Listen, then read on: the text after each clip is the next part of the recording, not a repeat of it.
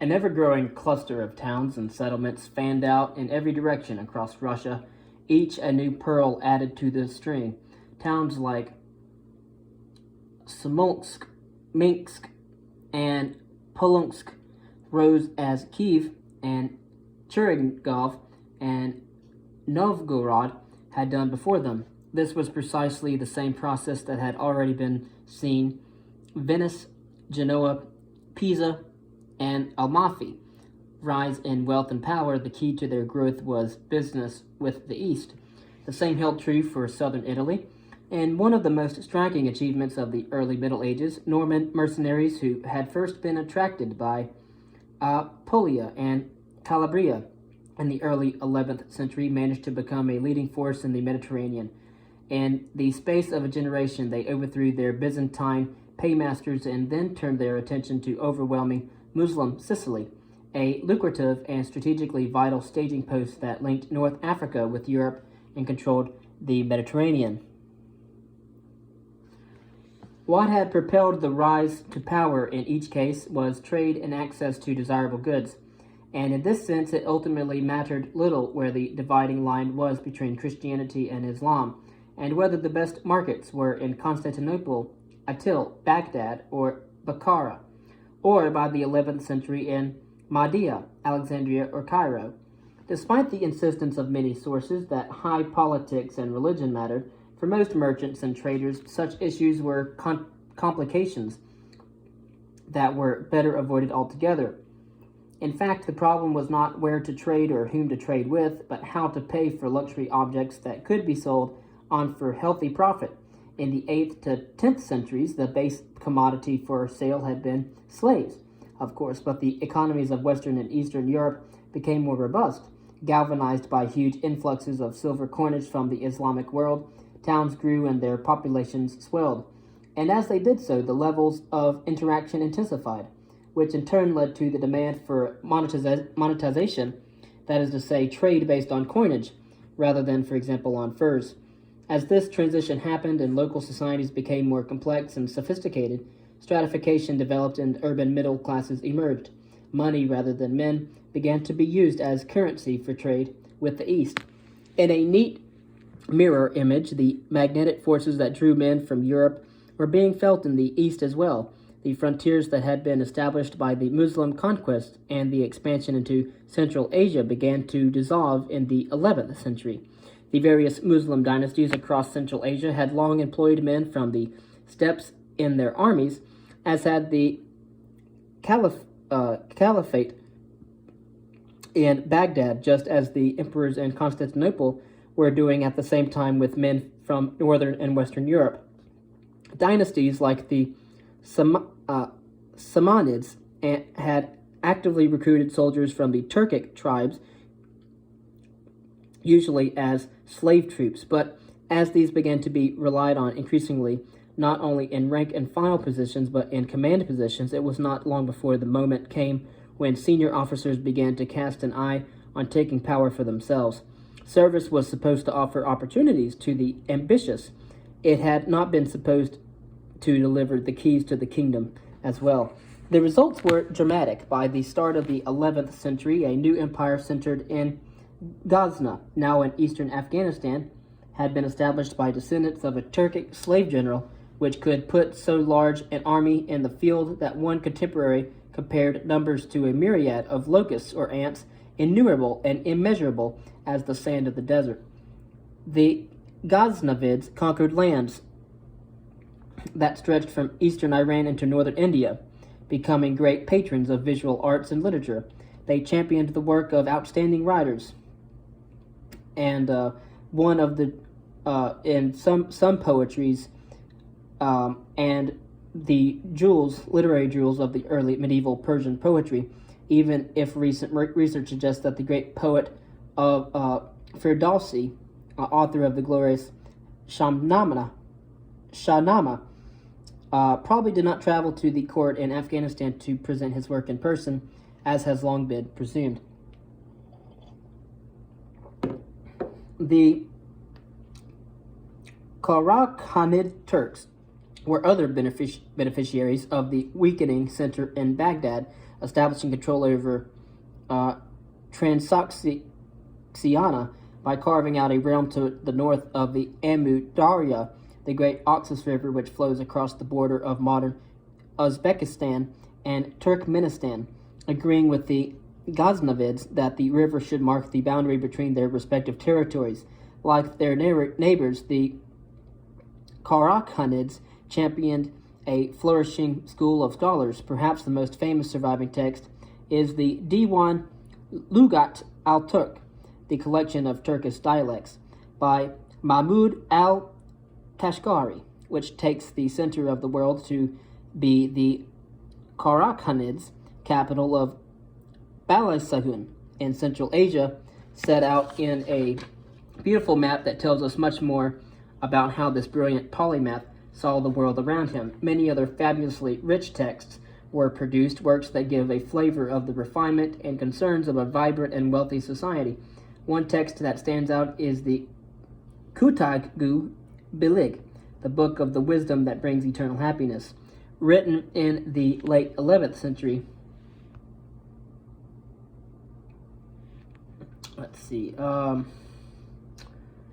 In Korakhanid, Turkish by Yusuf Kas Hajib, it is filled with advice that ranges from stressing how much more sensible it is for a leader to respond to problems calmly than in anger, to recommendations on how a magnate should host a good banquet. Where modern books on etiquette grate with facile statements of the obvious, it is difficult not to be charmed by this author, writing 1,000 years ago, urging rulers to prepare well for a good dinner party, having cups and serving cloths cleaned, purify the house and hall, and set out the furnishings. Choose food and drink that is wholesome, tasty, and clean, so that your guests may eat to their heart's content. Be sure to keep glasses topped up. And advice continues, and look after any latecomers graciously and generously. No one should ever leave a feast hungry or cursing. Potentates were in need of such advice, as uncomfortable in their own skin as newly rich tycoons of today, wanting the right interior design and the right food and drink on the table for when guests arrive. You cannot go wrong, assures the author of the Kutaggu Bilig, with water flavored with conserve of rose. Some of the more determined, however, eschewed the idea of setting up their own court and eating fancy food, and instead set their minds on the greatest prize of all, Baghdad. From the late 10th century, the Seljuks, descendants of a leader originally from the Guz tribal constellation, mainly based in modern Kazakhstan, started to build up momentum. They proved adept at switching sides at opportune moments, offering their services to local rulers in return for appropriate rewards. It was not long before this began to translate into real power. Between the late 1020s and the late 1030s, the Seljuks skillfully brought one city after another under their own control, with Merv, Nishapur, and Balkh submitting in turn. Then, in 1040, they defeated the Ghaznavids in battle, inflicting a crushing defeat on the numerically superior enemy at Dandanakan. The meteoric rise of the Seljuks from slave soldiers to power brokers, extraordinary, was confirmed in 1055 when they entered Baghdad at the invitation of the Caliph, driving out the unpopular and ineffective Buyid dynasty. Coins were minted in the name of the leader, Tugril Beg, while the order was given to say the Hutbah in his name, that is to invoke blessing for his rule during daily prayers, and a further mark to show the dominance of his position in Baghdad and across the Caliphate. Tugril was awarded 2 new titles, Al-Sultan, Rukn al-Dawla, and Yamin Amir al-Mu'minin, pillar of the state and the right hand of the commander of the faithful. This was not without irony. The names of the sons of the eponymous founder of the dynasty suggest that the Seljuks were originally Christian or perhaps even Jewish, with names like Michael, Israel, Moses, and Jonah. It is likely that they were among those on the steppes who had been evangelized either by the missionaries referred to by the patriarch Timothy or else by merchants who had introduced Judaism to the Khazars. Although the timing and circumstances of their conversion to Islam are unclear, it is, however, evidently difficult to hang on to religious beliefs that were a minority among the Muslim masses without losing legitimacy as they advanced rapidly. Had their successes been won more slowly, the world might have started to look very different, with a state emerging in the East led by rulers that were either Christians or Jews. As it was, however, the Seljuks chose to convert, but it was non-Muslim upstarts from the fringes of the Caliphate who found themselves guardians of Muhammad's legacy, champions of Islam, and masters of one of the most powerful empires in all of history. Even before their seizure of power in the Abbasid capital, the Byzantines had become concerned by the rise of the Seljuks. Their inexorable rise had stirred other nomads on the periphery to launch increasingly daring raids deep into the Balkans and the Caucasus and Asia Minor, startling local populations with the speed of their attacks. Their horses, noted one commentator, were swift as eagles with hooves as solid as rock. They pounced on cities as insatiably as hungry wolves devouring their food. In a misguided attempt to shore up defenses in the east, the Emperor Romanos IV Diogenes set out from Constantinople with a large army, meeting with disaster in 1071 at Manzikert, where the Byzantine forces were caught by surprise and humiliated. In a famous battle still celebrated today as the moment of the birth of the state of Turkey, the imperial army was surrounded and crushed, and the emperor taken prisoner. The Seljuk ruler Alp Arslan made the Byzantine leader lie on the ground and placed his foot on his neck.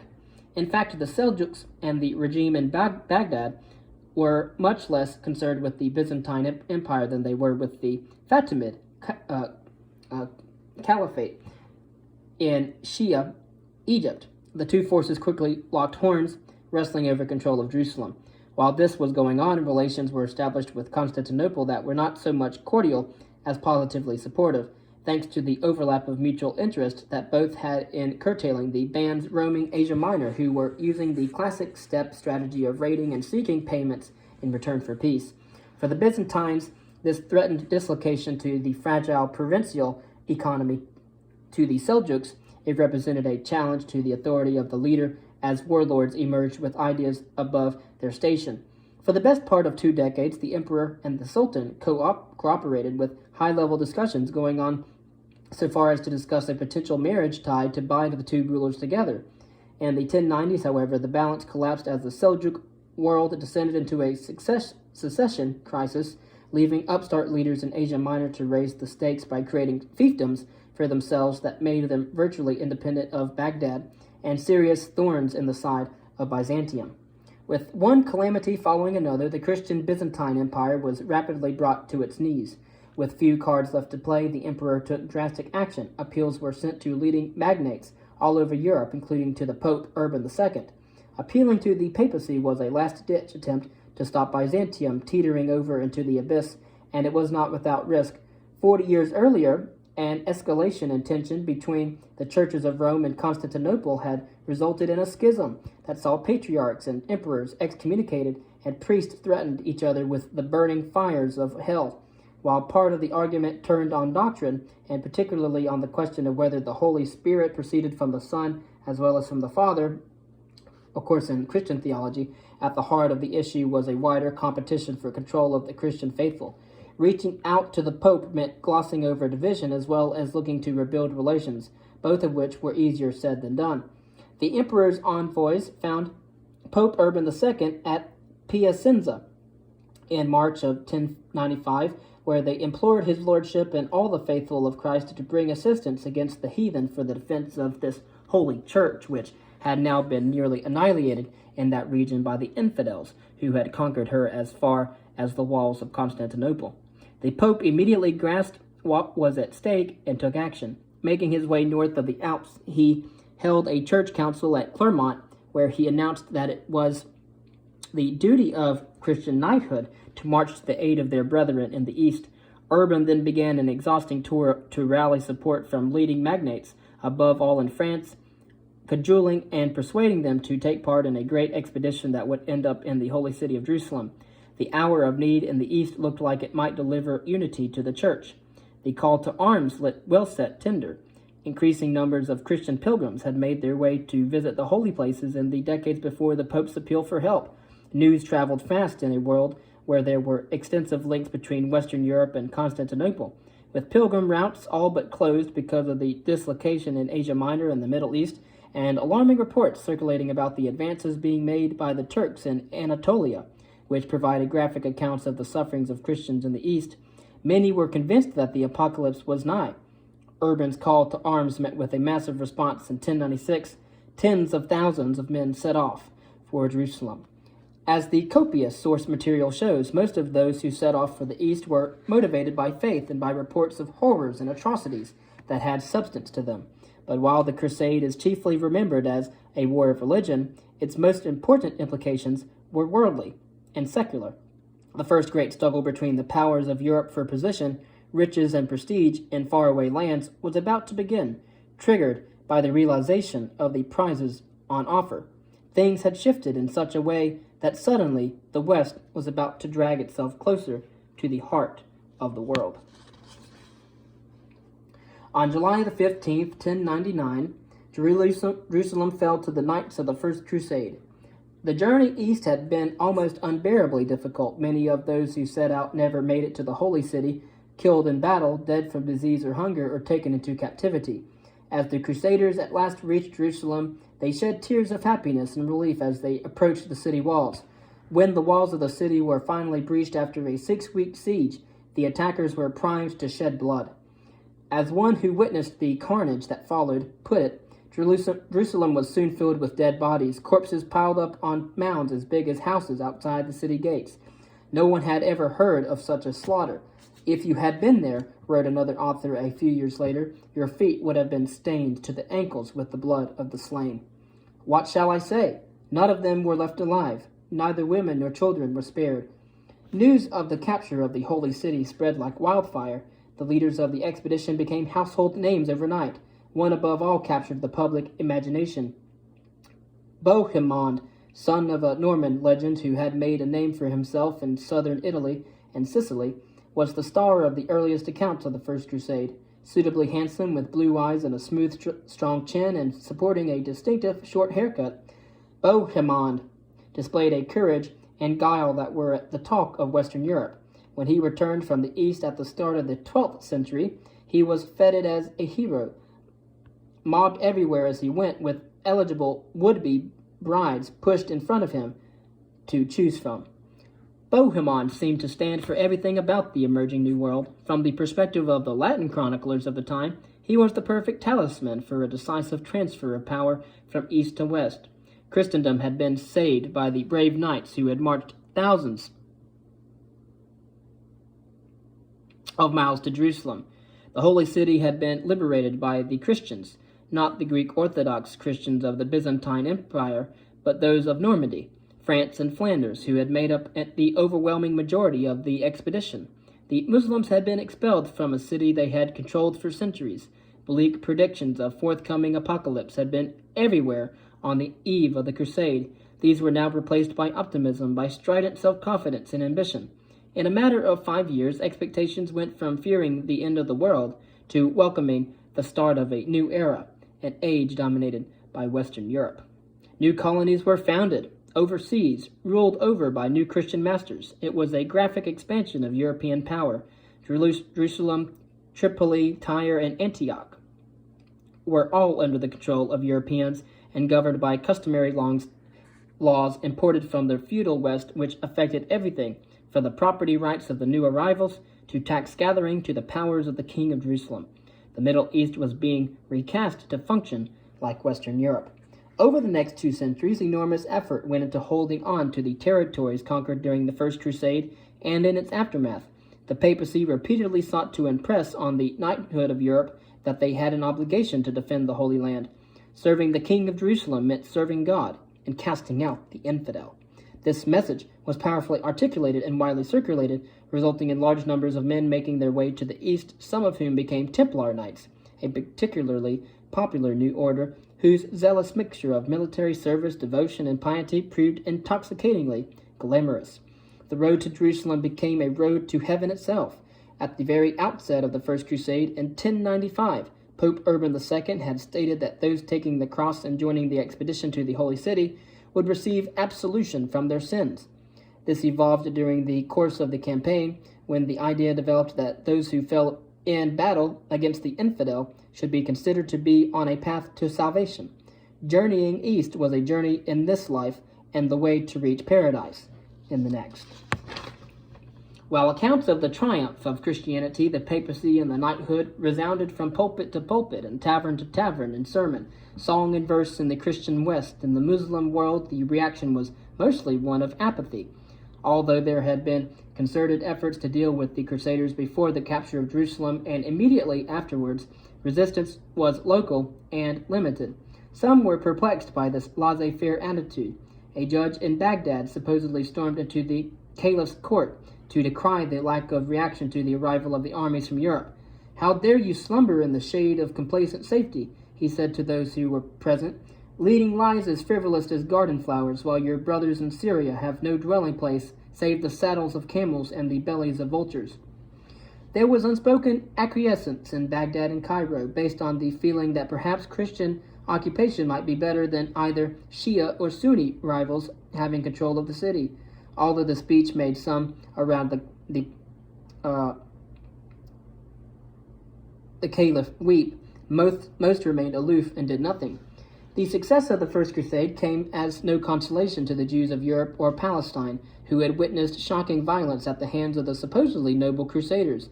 But in the Rhineland, women, children, and the elderly had been butchered in a certain escalation of anti-Semitism in Europe. Of course, at the time, they thought that the Jews were the ones who had murdered and killed Christ.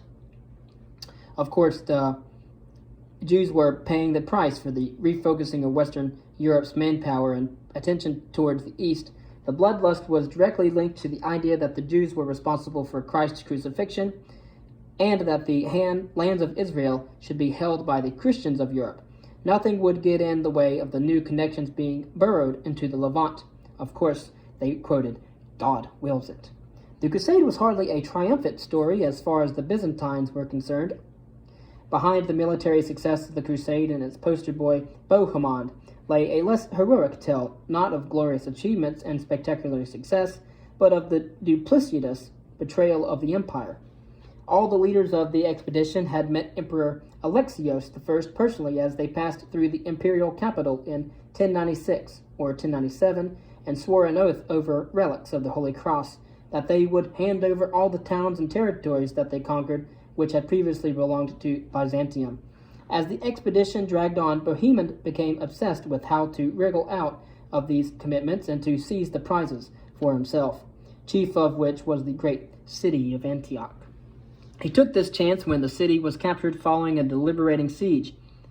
In one of the most dramatic standoffs of the age, he was confronted in the Basilica of St. Peter at Antioch and challenged to defend his refusal to hand the city over to the Byzantine emperor as promised. As Raymond of Toulouse, the most powerful of all the Crusader leaders, solemnly reminded him, "We swore upon the cross of the Lord, the crown of thorns and many holy relics, that we would not hold without the consent of the emperor any city or castle in his dominion." Bohemond simply stated that the oaths were null and void because Alexios had not kept his side of the bargain, and with that he simply refused to carry on with the expedition. It was a mark of the brilliance of the propaganda campaign mounted in the early 12th century, which placed Bohemond squarely at the center of the triumph of the crusade, that there was no mention of the fact that its supposed hero was nowhere near the holy city when it fell. After a delay of nearly a year spent trying to resolve the impasse over Antioch, the Crusader army eventually set off without him.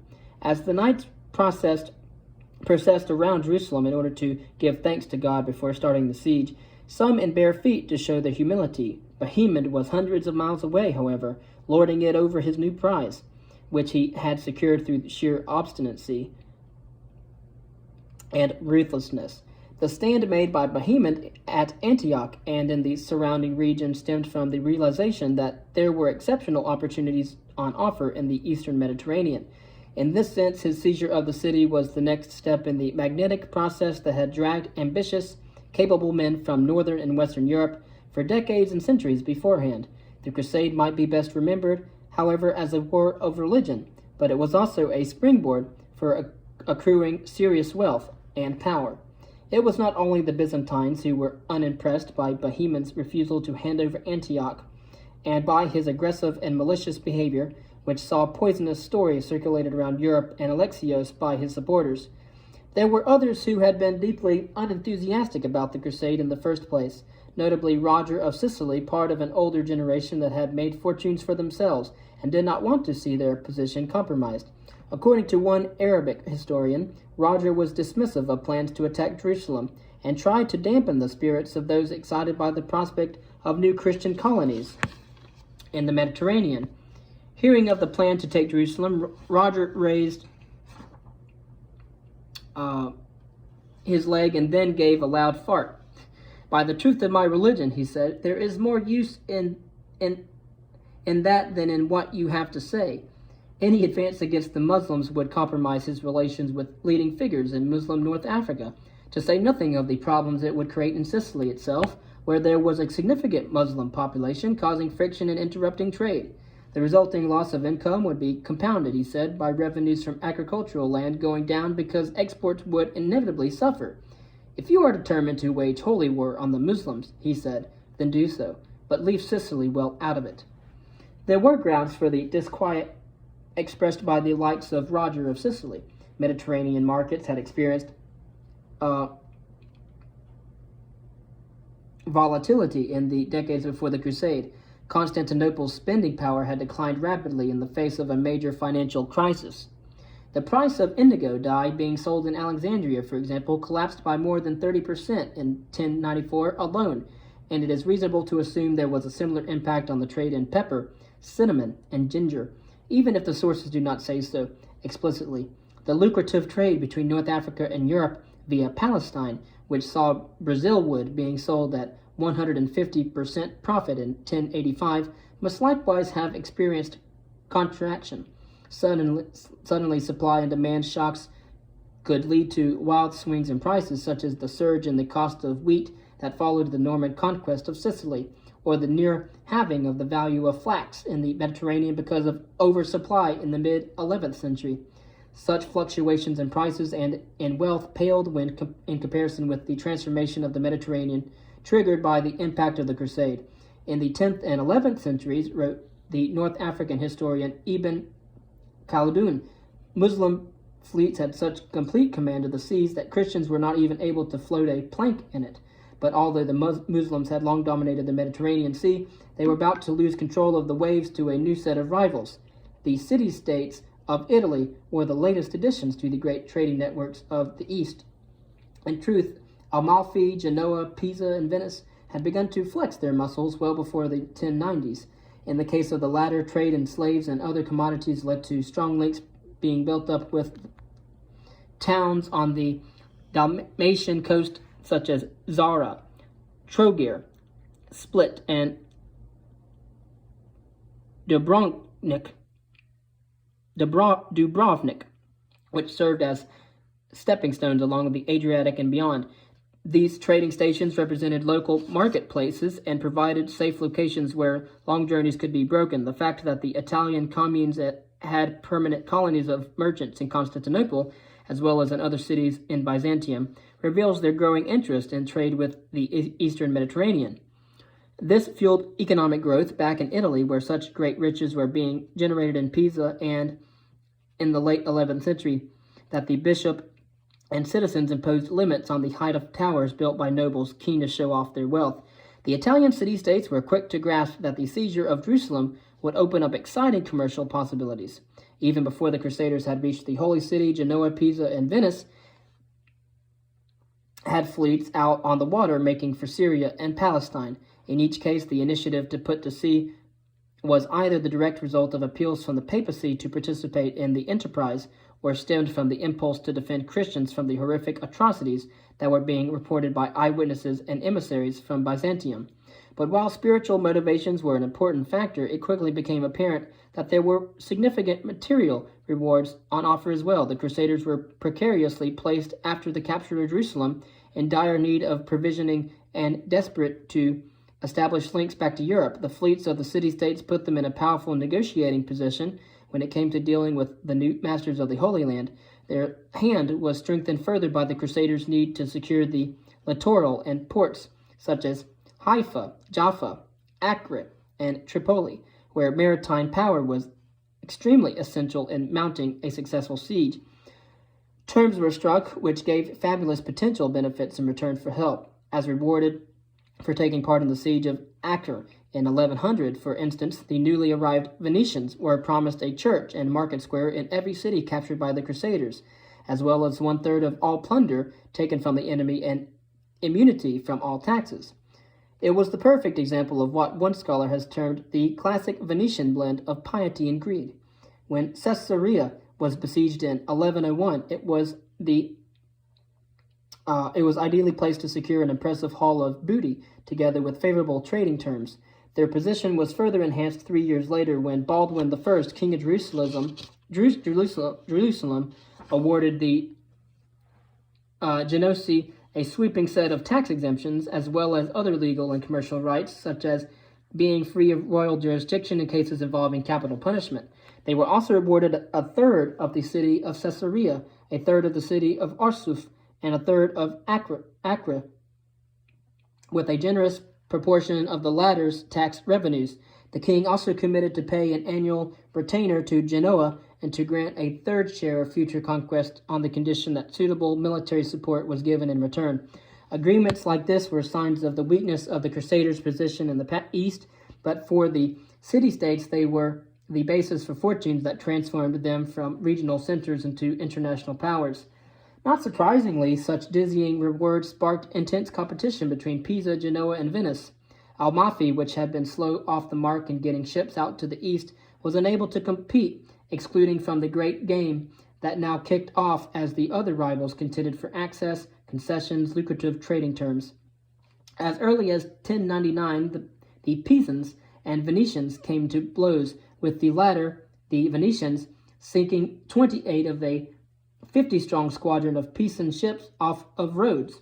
Hostages and captured vessels were then released in a show of magnanimity, because according to a latter source, Venetians carried the cross of the Lord not only stitched into their tunics, as the Crusaders were instructed to do by the Pope, but also stamped on their souls. The background to this particular fracas was that in 1092, Venice had been granted extensive trading concessions across the Byzantine Empire as part of a grand strategy by the Emperor Alexios to stimulate the economy. This saw the Venetians awarded landing pontoons in the harbor of Constantinople and being exempted from taxes on both imports and exports. The primary motivation of the Venetians 7 years later, therefore, was to keep Pisa out of this marketplace, and in doing so to protect the highly attractive terms that they had negotiated with the emperor. As part of the settlement with Venice, the Pisans were forced to agree that they would never again enter Byzantium for the sake of trade, nor fight against Christians in any manner whatsoever unless on account of devotion to the Holy Sepulchre. That, at least, was how the Venetians reported what happened. Enforcing such treaties was easier said than done, however, and in fact, by the early 12th century, the Byzantine emperor had granted Pisa its own privileges that were not dissimilar to those previously granted to Venice, if not quite as generous. Although they too were granted a quay and anchorage in the imperial capital, Pisan merchants were offered only discounted customs duties rather than full exemption from them. This was a case of trying to water down a monopoly that threatened to give the Venetians an excessive advantage over their competitors.